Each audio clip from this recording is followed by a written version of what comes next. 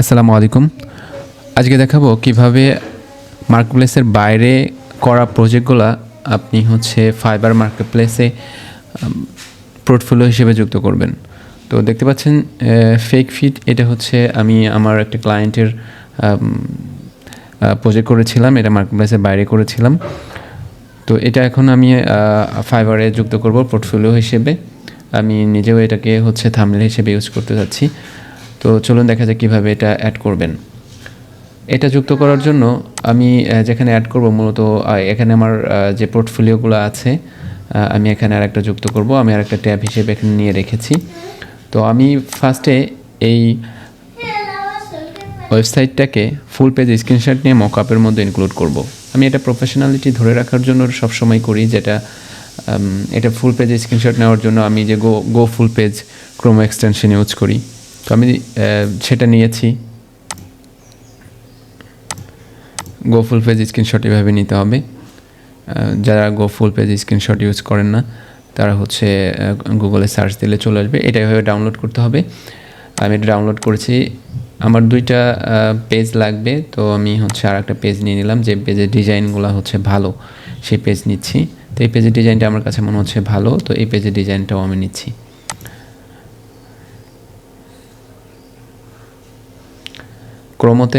ক্রোমো ব্রাউজারে আপনি গো full page ক্রোমো extension এটা সার্চ করলে আপনি পেয়ে যাবেন। তো এভাবে 2টা স্ক্রিনশট নেবেন। 2টা স্ক্রিনশট আমি নিয়ে নিয়েছি অলরেডি। তো আমি 2টা মকআপ রেডি করেছি। এখানে আমি ফাইবার মার্কেটপ্লেসে যে 2টা মকআপ মেনলি ইউজ করি, একটা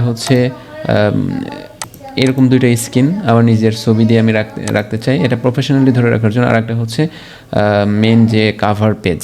তো আমি এখন কাভার পেজটা যদি চেঞ্জ করি, অথবা আমি যদি এই পেজটা চেঞ্জ করি, গতদিনে দেখেছি কীভাবে মকআপগুলো রেডি করতে হয়। তো ফার্স্টে দেখতে হবে এই টুলটা মুভ টুলটা এখানে সিলেক্ট করা আছে কিনা। এখন আমি যে স্ক্রিনটা চেঞ্জ করতে চাই সেই স্ক্রিনের উপর ক্লিক করলে দেখবেন লেয়ারগুলো সিলেক্ট হয়ে গেছে। ডাবল ক্লিক করলে লেয়ারগুলো ওপেন হয়ে গেছে। তো আমি এখন আমার যে স্ক্রিনশট নিয়েছিলাম সেই স্ক্রিনশট আমি এই যে স্ক্রিনশটগুলো এখানে আসছে, স্ক্রিনশটগুলো আমি তাহলে এটা হোম পেজের স্ক্রিনশট মেবি। আচ্ছা, এটা হোম পেজের স্ক্রিনশট। আমি হোম পেজের স্ক্রিনশটটা আমি এখানে প্লেস করব। আমি গতদিনে দেখিয়েছি যে কীভাবে প্লেস করতে হয়। ক্যাপস লক চাপার পরে এটা বড় করলে এটা বড় হয়ে যাবে। এখানে ফিট হয়ে গেছে, তো এটা আমি প্লেস করে দিচ্ছি। এটা হয়তো একটু বড় হয়ে গেছে। বড় হলে এভাবে টান দিয়ে ছোটো করে নেবেন। এটা দেখছেন যে এখানে ফিট হয়ে গেছে। তো আমি এখানে কন্ট্রোল সেভ দিলে প্লেস হয়ে যাবে। তো এটা প্লেস হয়ে গেছে। তো আমাদের এই যে আমরা এটা করতেছি। আচ্ছা, আমরা এই ডিজাইনটা করতেছি। এটা দেখতে যে এখানে প্লেস হয়ে গেছে। তো আমি এখন এটা কেটে দিচ্ছি। এটা যেহেতু আমার সেভ হয়ে গেছে, তো এটা আমি আবার নিচের স্ক্রিনটাকে প্লেস করতে চাচ্ছি। নিচের স্ক্রিনে যদি আমি ক্লিক করি তাহলে দেখবেন যে আমার লেয়ারগুলো সিলেক্ট হয়ে গেছে। তো লেয়ার সিলেক্ট হয়ে গেলে এটাকে আমি আবার ওপেন করলাম। এটাতে আমি দ্বিতীয় স্ক্রিনটা, এখানে আমার হোম পেজটা আমি সিলেক্ট করেছি এবং একটা নতুন পেজ। এখানে দেখেন একটা পেজ, এটা আমি দ্বিতীয় পেজটা নিয়েছি। দ্বিতীয় পেজটা আমি এখন এটার উপর প্লেস করে এটাকে আমি আবার ক্যাপস লক চেপে আমি এটাকে একটু এটার সাথে অ্যাডজাস্টেবল করে দিব। অ্যাডজাস্টেবল করে দেওয়ার পরে আমি এটাকে ছোট বড় করে নিব। ছোটো বড়ো করে নিয়ে এটাকে আবার আমি সেভ করে দিব। সেভ করে দিলাম। দেখবেন যে আমার মেন প্রজেক্টের সাথে অ্যাড হয়ে গেছে। এটা অ্যাড হয়ে গেছে। তো এটা দেখতে পাচ্ছেন যে কমপ্লিটলি এখানে প্লেস হয়ে গেছে। তো আমি যেহেতু আমার এটা ওয়ার্ডপ্রেস ওয়েবসাইট করেছি, সেক্ষেত্রে আমি এটাকে ওয়ার্ডপ্রেস ওয়েবসাইট লিখে দিচ্ছি। এটা শপিফাই টেমপ্লেট আমি ফার্স্টে তৈরি করে নিয়েছি, কিন্তু আমি যে স্ক্রিনশটটা দিয়েছি বা যে ওয়েবসাইটটার মকআপ তৈরি করেছি এটা একটা ওয়ার্ডপ্রেস ওয়েবসাইট, সেজন্য আমি এটাকে ওয়ার্ডপ্রেস লিখে দিচ্ছি। আচ্ছা, ওয়ার্ডপ্রেস ওয়েবসাইটটি এখানে নামটা চেঞ্জ করে দিয়েছি। তো এখন যেটা করব সেটা আমি এটা এক্সপোর্ট করে নিব। এক্সপোর্ট করতে হলে এক্সপোর্ট অ্যাজ করলে এটা এক্সপোর্ট হয়ে যাবে। জেপিজি মোড দিয়ে এটা এক্সপোর্ট করে নিলাম। ডেস্কটপে সেভ করতেছি। এটা সেভ হয়ে গিয়েছে।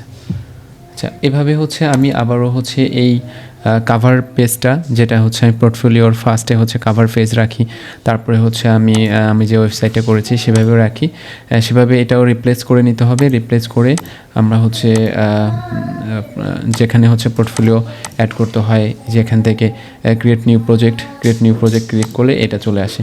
হ্যাঁ, এটা আসার পরে আমরা যে আমাদের ফাইলটা অ্যাড করে দেই, যেটা হচ্ছে ডেস্কটপে আমি ফাইলটা অ্যাড করেছিলাম, যেখানে আছে দেখতেছেন যে ফাইলটা আপলোড হয়ে গেছে।